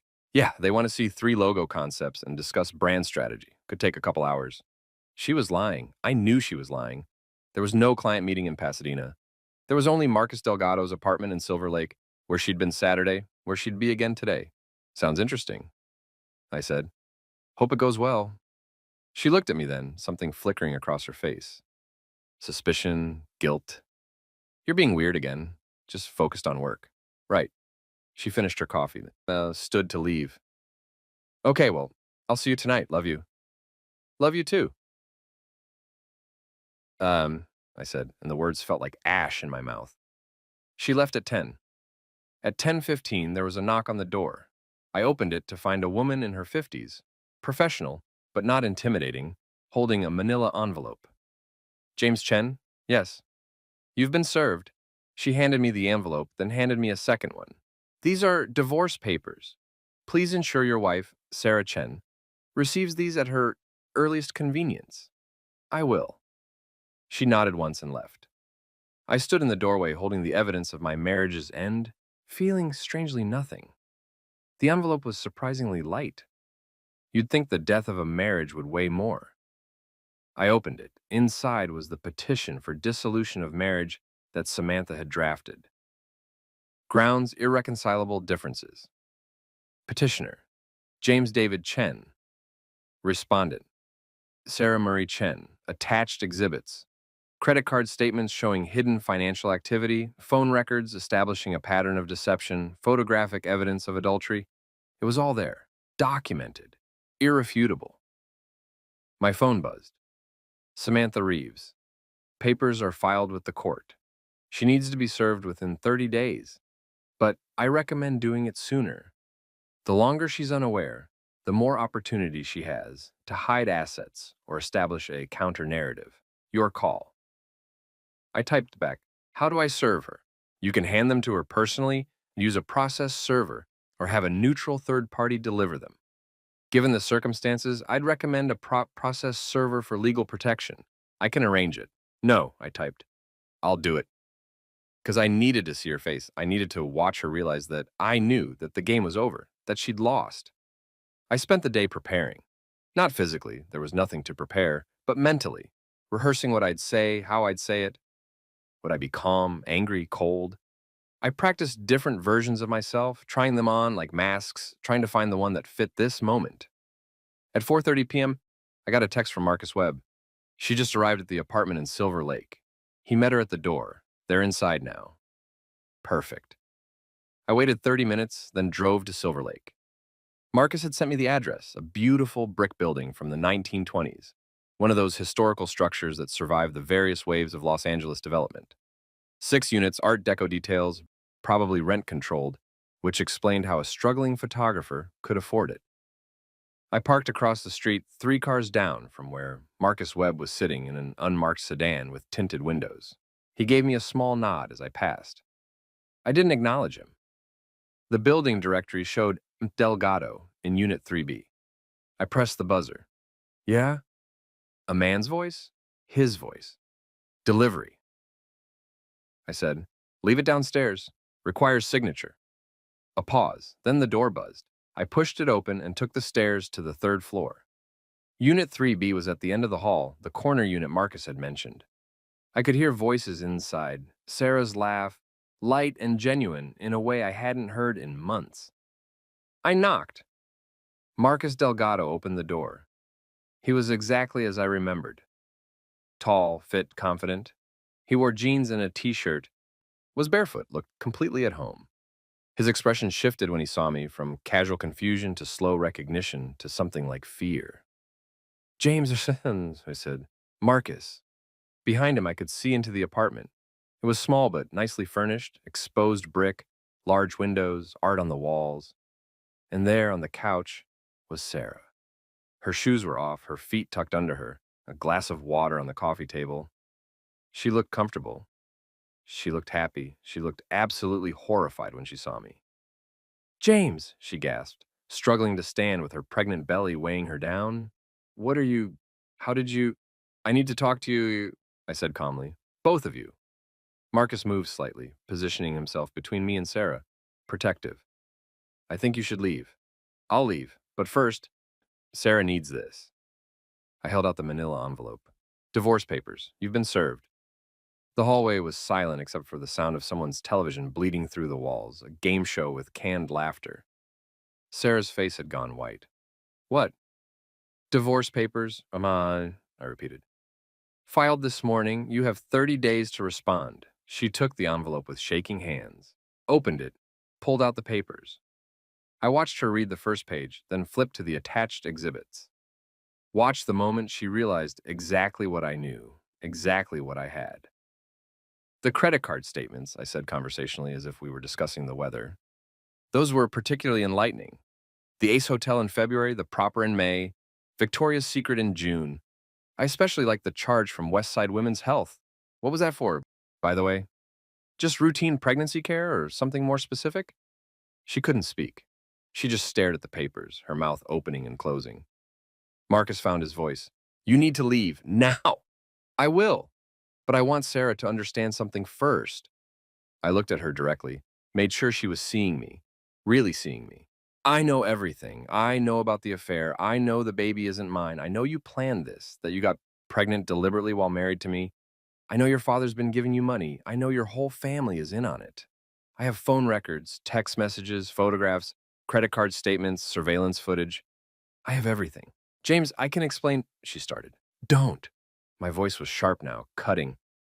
Don't insult me by trying to explain, so I'm not interested in your rationalizations. I'm interested in protecting myself legally, which is exactly what I'm doing. Marcus stepped forward. You're harassing her. She's pregnant. You need to go. I laughed. Actually laughed. She's pregnant. Yes. 7 months pregnant with your child. Congratulations, by the way. I hope you're prepared for what comes next. What's that supposed to mean? Sarah's voice was small, frightened. It means I'm not paying for your child. It means I'm not signing any birth certificates. It means I'm not playing the role you cast me in. I pulled out my phone, pulled up one of the text message screenshots I'd taken. Can't wait until we don't have to hide anymore. You sent that to him in July, Sarah, while I was assembling the crib, while I was at every doctor's appointment, holding your hand, playing the devoted husband. She was crying now, silent tears streaming down her face. I never meant to hurt you. But you did. You calculated the exact amount of hurt that would benefit you most. You planned this entire deception and you executed it flawlessly, almost flawlessly. You just made one mistake. What mistake? You went to the wrong doctor. Dr. Martinez has been doing ultrasounds for 23 years. He knows what to look for. He saw the facial structure, the genetic markers. He knew the baby wasn't mine before I did. She sank back onto the couch, still holding the divorce papers. Marcus moved to sit next to her, his arm around her shoulders. The gesture would have been comforting if it wasn't so damning. His immediate, automatic protectiveness over her and the child they'd created together. How long? I asked, though I already knew. How long have you been sleeping with him? She didn't answer. I'll tell you, I continued. 13 months. Since August of last year. 4 months before we got married.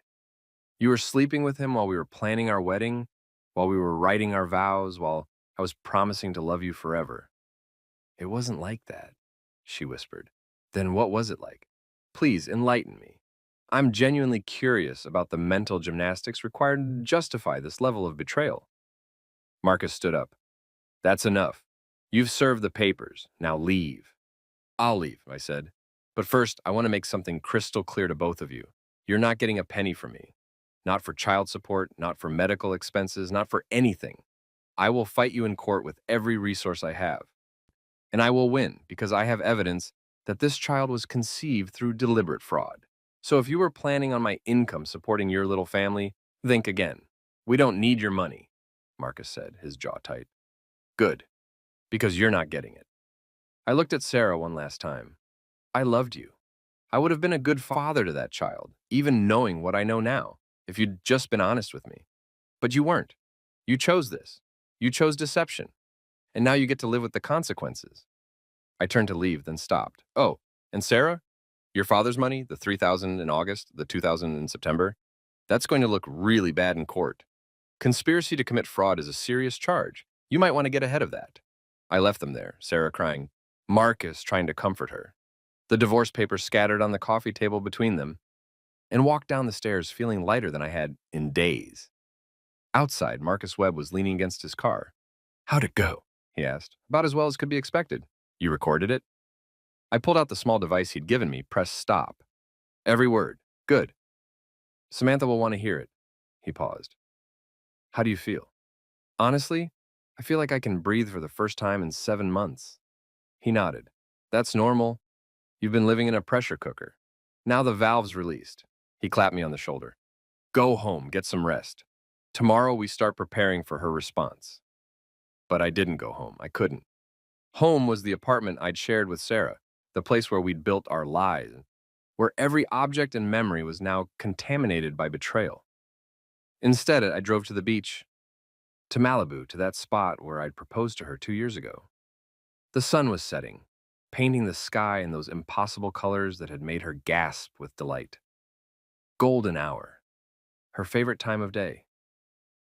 I sat on the sand and watched the sun sink into the Pacific, watched the light fade, watched the day die the way my marriage had died. Slowly, then all at once.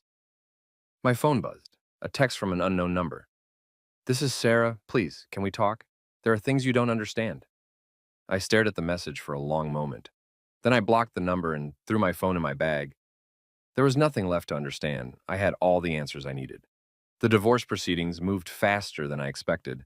Samantha Reeves filed an emergency motion to prevent Sarah from listing me as the father on the birth certificate, citing fraud and supported by Dr. Martinez's affidavit and the mountain of evidence we'd accumulated. The judge granted it within 48 hours.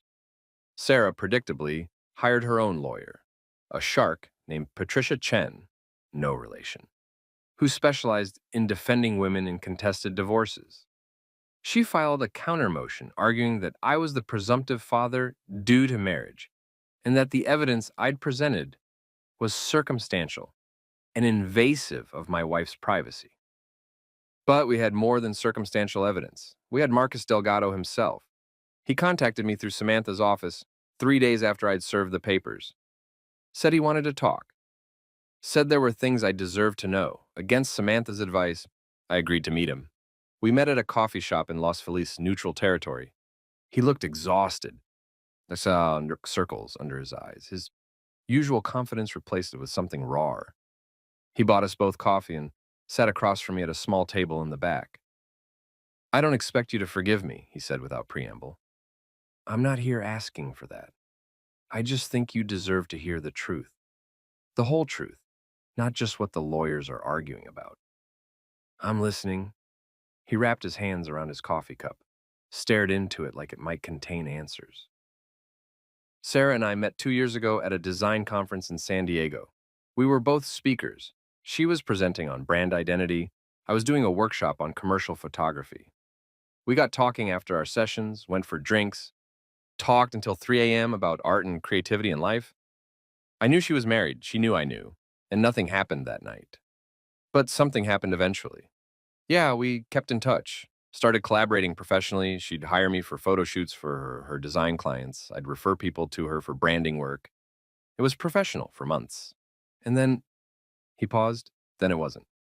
When? August last year, there was a work trip to San Francisco, a conference.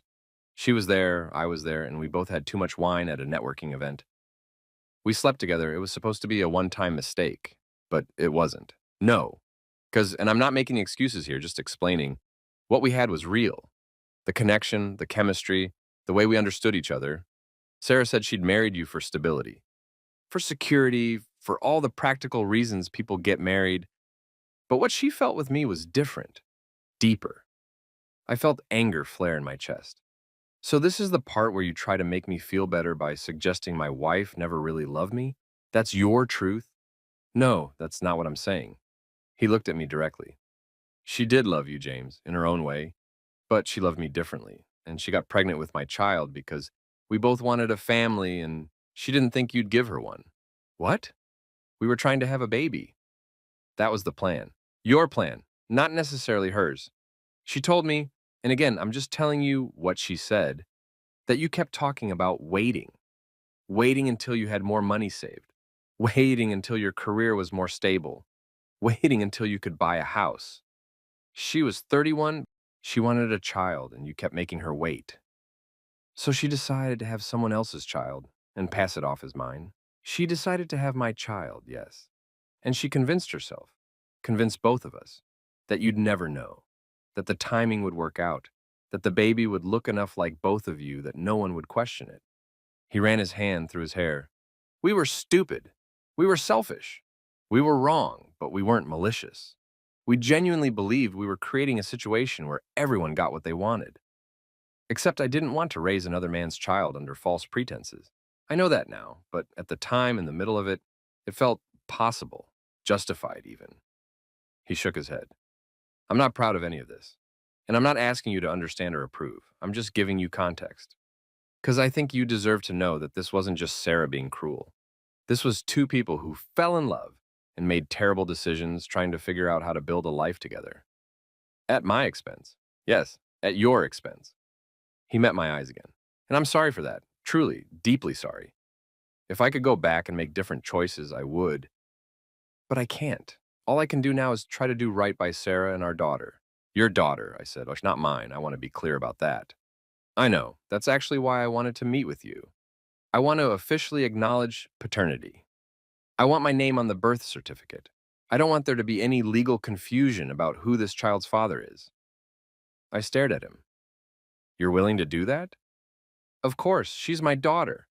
I'm going to take responsibility for her, financially and otherwise. Sarah's been worried that you'd fight for some kind of custody or parental rights. But if I establish paternity now, before the baby's born, that cuts off any legal claim you might have. I don't want custody. I don't want parental rights. I want out. Then we're aligned. He pulled out a document from his bag. This is a voluntary acknowledgement of paternity. I've already signed it. If you're willing to sign it too, acknowledging that you're not the biological father, it should streamline the divorce and protect both of us from future legal complications. I took the document, read through it carefully. It was exactly what he'd said. A legal declaration that Marcus Delgado was the biological father of the child Sarah was carrying, and that I, James Chen, was not. By signing, I'd be waiving any paternal rights or obligations. If I sign this, I said slowly, and Sarah tries to come after me for child support later, she can't. This document legally establishes that I'm the father. You're free and clear.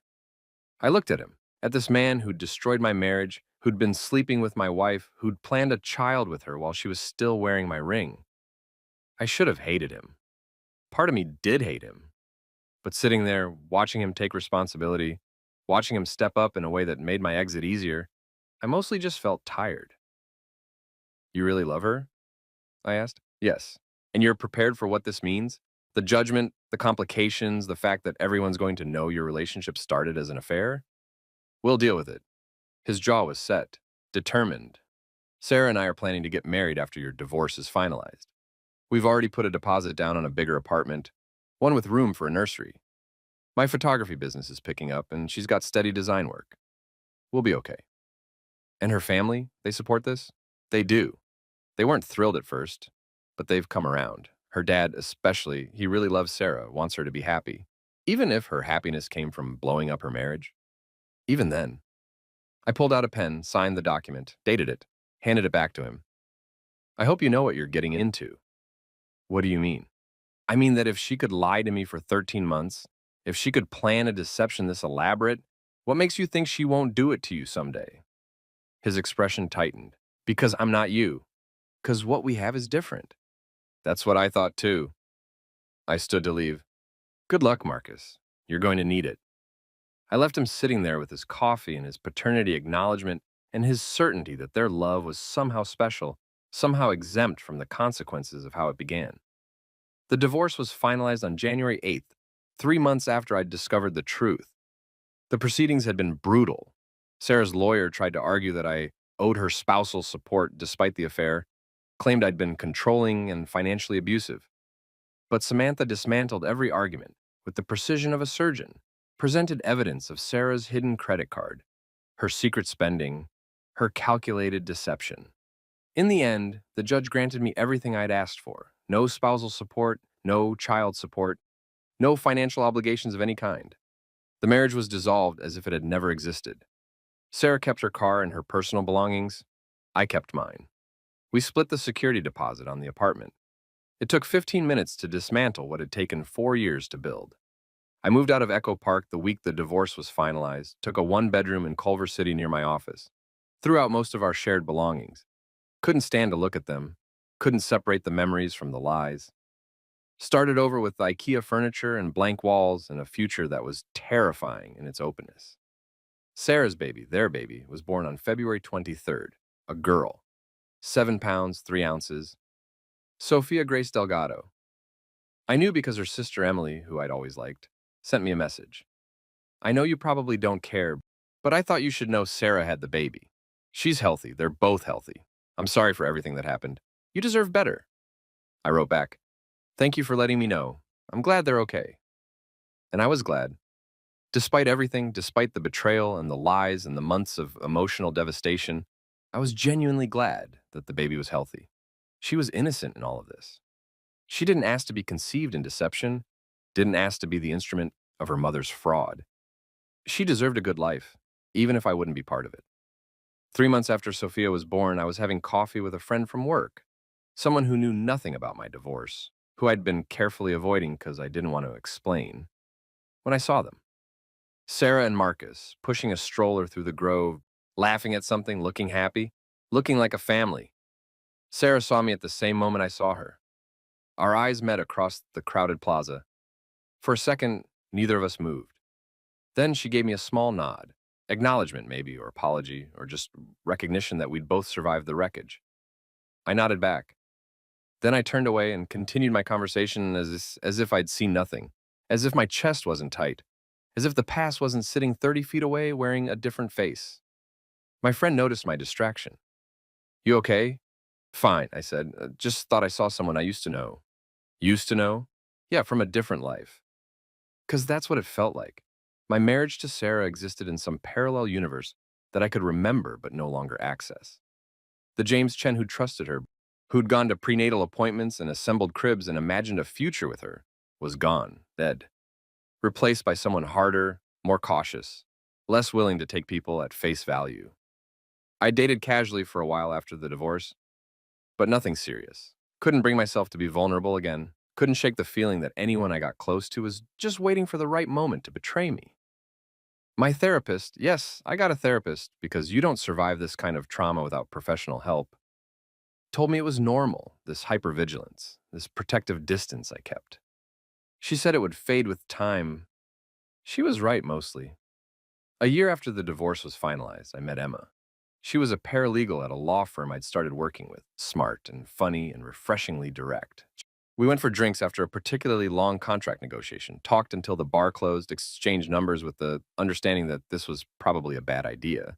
She'd just gotten out of a relationship. I was clearly still dealing with my own damage. But sometimes bad ideas are the only ones worth pursuing. On our third date, I told her everything. About Sarah, about the baby that wasn't mine, about the ultrasound and the investigation and the divorce. I laid it all out, every ugly detail, waiting for her to make an excuse and leave. Instead, she said, that's really fucked up. Yeah, and you handled it about as well as anyone could. Better than most people would, honestly. I don't know about that. I do. Most people would have fallen apart, would have gotten vindictive, would have let it destroy them. But you protected yourself legally. You gathered evidence. You did it by the book. That takes real strength. She reached across the tape table, took my hand. I'm not going to lie to you, James. I'm not going to pretend to be someone I'm not or hide parts of my life from you. If we're going to do this, whatever this is, we're going to do it honestly. Deal? Deal. We moved in together 8 months later, got engaged a year after that. Married in a small ceremony in her parents' backyard in Oregon, with just immediate family and a few close friends. No elaborate wedding, no grand gestures, just a commitment made by two people who'd both been burned before and were choosing to try again anyway. Sarah sent a card. I don't know how she got our address, probably through mutual acquaintances. Los Angeles being smaller than people think, but it arrived 2 weeks after the wedding. Inside was a handwritten note. James, I know you probably don't want to hear from me, and I respect that, but I wanted you to know that I'm sorry. Truly, deeply sorry for the pain I caused you. What I did was wrong, and no explanation or justification can change that. You deserved honesty, and I gave you lies. You deserved trust, and I gave you betrayal. I hope you found happiness. I hope you found someone who treats you the way I should have. You deserve that, Sarah. Emma found me reading it, saw my expression. Is that from her? Yeah. What are you going to do with it? I thought about it for a moment. Thought about keeping it or throwing it away or sending some kind of response. Then I handed it to Emma. Your call. She read it, considered, then walked it to the fireplace where we had our first fire of the season going. She held the card over the flames, looked at me for confirmation. I nodded. The card caught fire, curled and blackened, turned to ash. We watched it burn together. Feel better? Emma asked. Not worse, she laughed, pulled me close. Good enough. That was 3 years ago. Emma and I now have a son, actually mine, DNA test confirmed, not because I didn't trust her, but because some traumas leave marks that don't fully heal. His name is Alexander, the name I'd once imagined giving to a child that wasn't mine. He's 16 months old, has my eyes and Emma's smile, and he's perfect in a way that makes my chest hurt with gratitude. Sometimes I think about Sarah, about Sophia, who must be 4 now, about Marcus Delgado, and whether they're still together, whether their love survived the transition from secret affair to public relationship, about whether Sarah ever regrets her choices, whether she thinks about the future we didn't have. Mostly, though, I don't think about them at all. Because here's what I learned from that ultrasound, from that moment when Dr. Martinez showed me the truth and everything changed. Betrayal is a door that only opens one way. Once you walk through it, once you see what's on the other side, you can never go back to not knowing. The life you had before, the trust, the innocence, the belief that people mean what they say, that's gone forever, but there's freedom in that loss. Freedom from living a lie. Freedom from investing yourself in someone else's fiction. Or freedom to build something real with someone who values honesty as much as you do. If you've ever discovered that your life was a lie, if you've ever had someone you loved betray you so completely that you couldn't recognize yourself or your reality anymore, you know what I'm talking about. You know that initial devastation, that sense of the ground disappearing beneath your feet, but you probably also know what comes after. The slow, painful rebuilding, the decision to trust again, the choice to believe that not everyone is like the person who hurt you. I chose to believe. I chose Emma. I chose Alexander. I chose this life that started with an ultrasound and a doctor's trembling hands, and a truth I didn't want to accept, but couldn't ignore. And every day I'm grateful I made that choice. 5 years after the divorce, when I found myself back at the same medical center where Dr. Martinez had shown me those ultrasound images. Emma was pregnant with our second child, a girl this time we were hoping, though we'd be happy either way. And she'd insisted on using the same obstetrics practice because their reviews were excellent and they took our insurance. I'd been nervous about going back, about walking through those same doors, sitting in that same waiting room. Emma knew the history, understood why I was tense, but she'd also gently suggested that maybe it was time to reclaim the space, to overwrite the bad memory with a good one. She was right, as she usually was. We were sitting in the waiting room, Alexander playing with blocks at my feet, Emma filling out intake forms, when I heard a familiar voice. Mr. Chen? James Chen? I looked up to find Dr. Martinez standing in the hallway, older than I remembered, his hair more gray than black now, but still with that same careful, kind expression.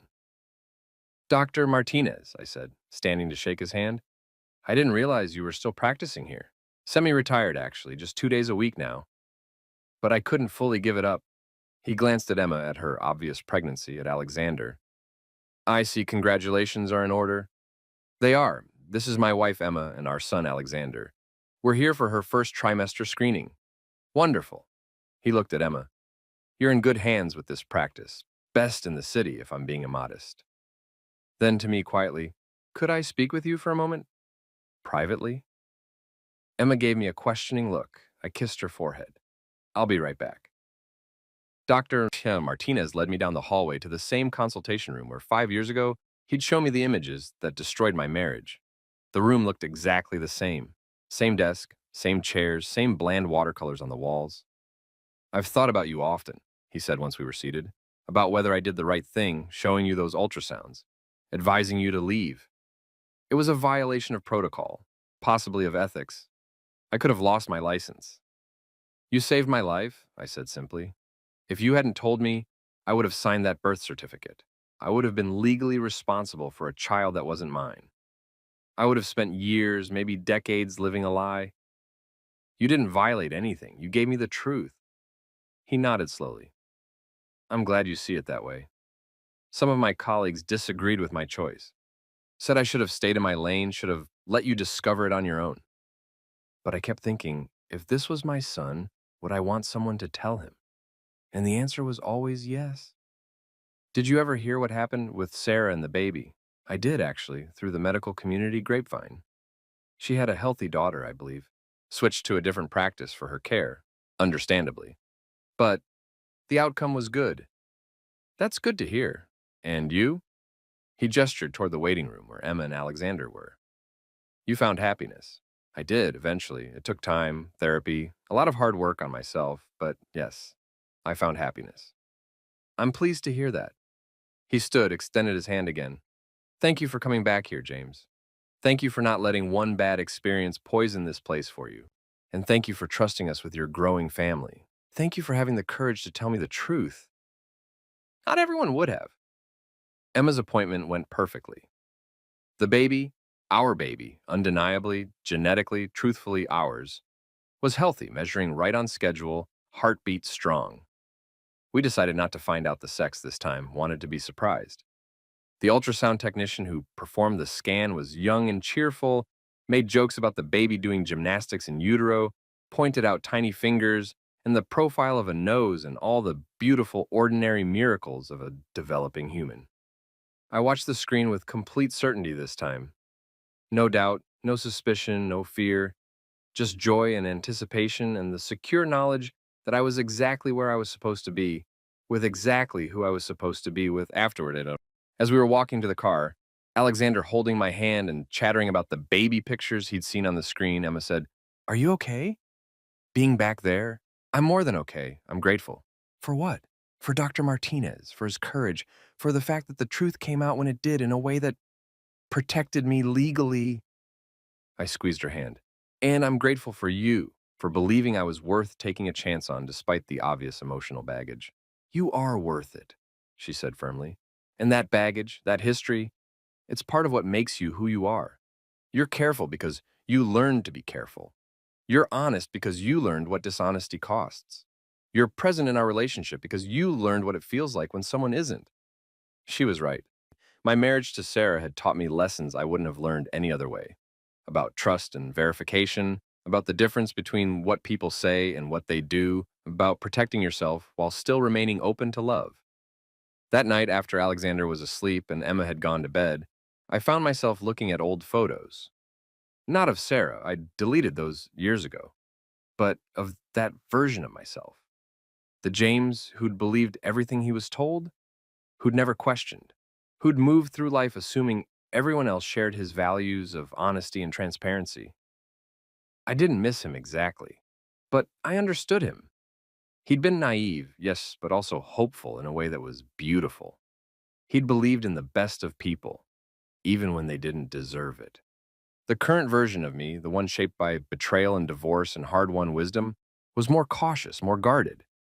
But he was also more grateful, more aware of how fragile trust was, and therefore more careful with other people's trust in him, more conscious of the difference between a good relationship and a convenient one. My phone buzzed. A notification from the medical center's portal, the results of Emma's blood work, all normal, all healthy. I looked at the numbers, the genetic screenings, the confirmation that everything was progressing as it should. 5 years ago, in this same medical center, numbers and images had destroyed my life. Today, they were confirming that I'd built a new one. I never expected to hear from Sarah again after the note she'd sent to our wedding. So when a letter arrived 8 years after the divorce was finalized, hand-addressed, forwarded through Samantha Reeves's office, I almost threw it away without reading it. Emma found me staring at the envelope on the kitchen counter. "Is that from her?" she asked. "I think so. It came through my old lawyer's office." "Are you going to open it?" "I don't know." "Does it matter what she has to say?" Emma shrugged. "Maybe, maybe not, but you won't know unless you read it." She was right. I opened the envelope. Inside were 3 pages, handwritten in Sarah's familiar looping script. I sat at the kitchen table while Emma made tea and I read, "Dear James, I don't know if you'll read this. I don't know if you'll throw it away the moment you see my handwriting, and I wouldn't blame you if you did. But I'm writing anyway, because there are things I need to say. Not because I think they'll change anything, but because after 8 years, I finally understand what I owe you. The truth. You know the facts, the affair, the deception, the pregnancy. You have the timeline, the evidence, the documentation. But what you don't have, what I never gave you, was the why. Not the justifications I told myself at the time, but the real, honest truth about what was happening inside me. I was terrified. Terrified of being ordinary. Terrified of settling. Terrified that the life we were building, safe, practical, predictable, was all I would ever have. You were a good man, James. You are a good man. You were stable and kind, and exactly what I thought I wanted when I married you. But somewhere in the first year of our marriage, I started feeling like I was disappearing, like I was becoming smaller, quieter, less myself. And then I met Marcus, and with him I felt alive in a way I hadn't felt in years. It was selfish and destructive, and I knew it was wrong, but I couldn't stop myself. The affair became an escape from the life I'd chosen but wasn't sure I wanted anymore. When I got pregnant, I convinced myself I was doing something noble. I told myself that you wanted a child, Marcus wanted a child, and I could give both of you what you wanted while keeping the life I'd built. I genuinely believed, and this is the part that haunts me, that you would never know, that the baby would look enough like both of us, that I could manage the deception forever, and I was wrong about everything. Dr. Martinez saw the truth in a 5-minute ultrasound. You saw through my lies when I thought I'd been so careful. And my elaborate plan collapsed in the space of a single afternoon, destroying you in the process. I can't take back what I did. I can't undo the betrayal or erase the pain. But I want you to know what happened after. Marcus and I got married when Sophia was 6 months old. We had another child, a son named Daniel, who is 4 now. From the outside, we look like the family I'd imagined. But the truth is, we've struggled. The relationship that felt so passionate and right when it was secret became complicated and ordinary once it was real. Turns out, an affair built on deception doesn't magically become authentic just because you legalize it. We went to couples therapy for 2 years, worked through the guilt, the judgment from friends and family, the constant question if she could lie to her husband. How do I know she won't lie to me? Marcus has never fully trusted me. I see it in the way he checks my phone, the way he asks detailed questions about where I've been, the way he tenses when I mention male colleagues. I created this. I taught him not to trust me. Just like I taught you. Last year, Marcus and I separated. We're working on reconciliation now, trying to rebuild what we broke, not just between us, but within ourselves.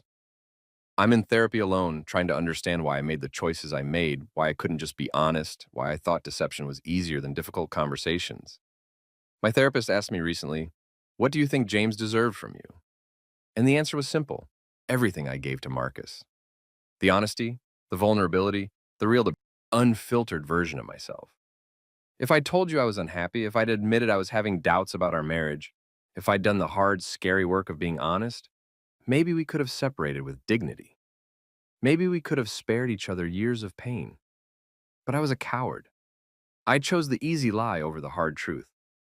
I heard through mutual friends that you remarried, that you have children, that you built a life with someone who values the same things you do. I'm genuinely happy for you, James. You deserve that happiness. Deserved it then, deserve it now. I'm writing this not to ask for forgiveness. I don't deserve it, and I'm not entitled to it. I'm writing because I finally understand something important. The worst part of what I did wasn't the affair itself. It was stealing your agency. I took away your right to make informed decisions about your own life.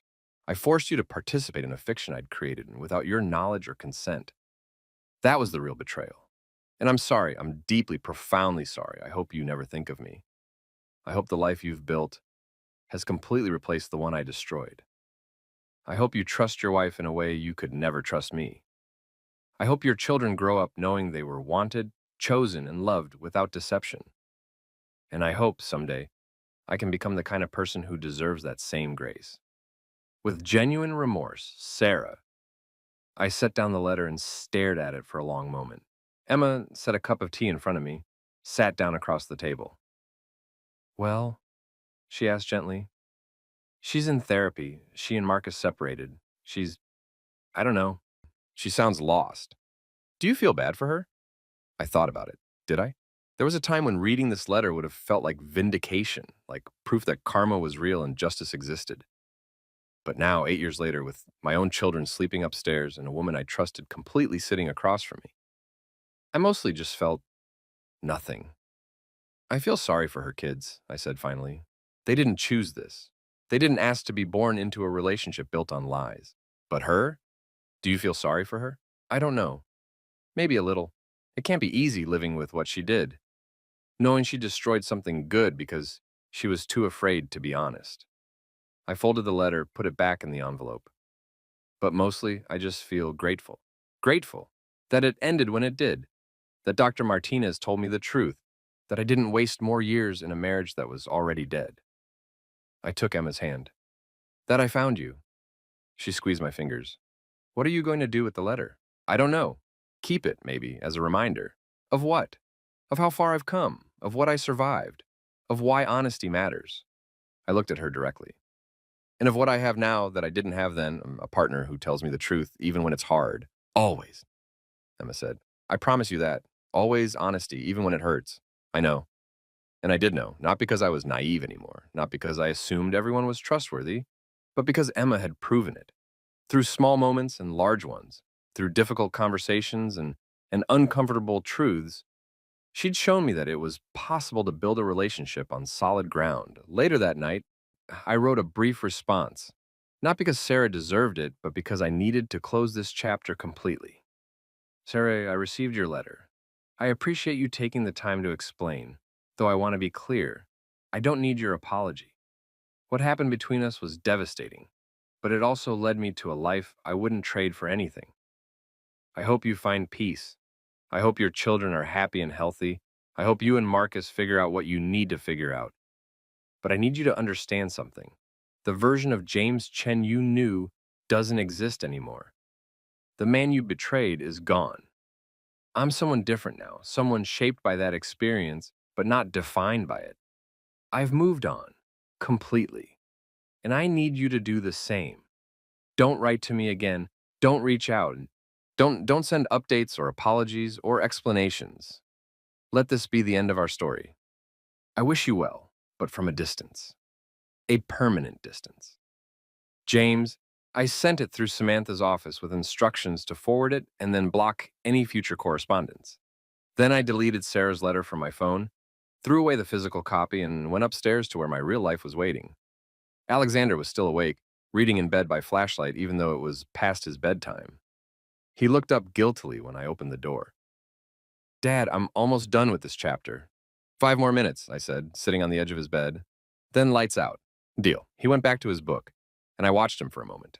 This perfect, miraculous human who existed because I'd been brave enough to leave a lie and build something true. Emma appeared in the doorway, her pregnant belly prominent under her nightshirt. Our daughter would be here in 3 months. We'd already chosen her name. Lily Rose Chen. Another person who would grow up knowing she was wanted, chosen, loved, without deception. You okay? Emma asked. I'm perfect, I said. And I meant it, because here's the final truth I learned from that ultrasound. From Dr. Martinez's trembling hands. From the whole terrible, necessary experience of my first marriage ending. Sometimes the worst thing that happens to you is also the best thing. Sometimes betrayal is actually liberation. Sometimes you have to lose everything you thought you wanted to discover what you actually needed. I didn't need Sarah's explanations or apologies. I didn't need to understand her psychology or forgive her choices. Uh, I just needed to accept that it happened, learn from it, and move forward into the life that was waiting for me all along. The life I had now. The life I'd built from the ashes of the old one. The life that started the moment I walked out of that medical center and decided not to go home. Not to the apartment, not to the marriage, not to the comfortable lie I'd been living. If you've ever been there, standing at the crossroads between the life you have and the life you deserve, you know how terrifying that moment is, how easy it would be to turn around, to pretend you never saw the truth, to convince yourself that comfortable deception is better than uncomfortable honesty. But I'm here to tell you, it's not. The truth will hurt. It will devastate you. It will rip apart everything you thought you knew about yourself and your life and the people you loved. And then if you're brave enough, if you're patient enough, if you're willing to do the hard work of rebuilding, it will set you free. I tucked Alexander in, kissed his forehead, turned off his light, walked down the hall to the nursery where Lily's crib was waiting. Already assembled, already loved, already part of a future I could trust.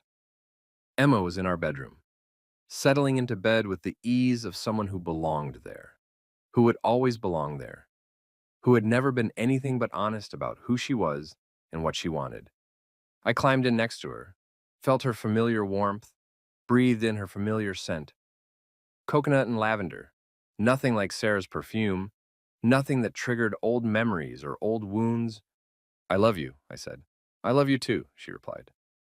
Then, because she knew me, because she understood, are you really okay about the letter? I really am. It's just noise from a past life. It doesn't touch this. It can't touch this. She smiled, placed my hand on her belly where our daughter was growing. No, it can't, and it couldn't. Because this life, this real, honest, beautiful life, was built on a foundation Sarah had never given me. Truth. The truth that Dr. Martinez had the courage to share. The truth I'd courage to pursue. The truth that Emma and I had the courage to build on.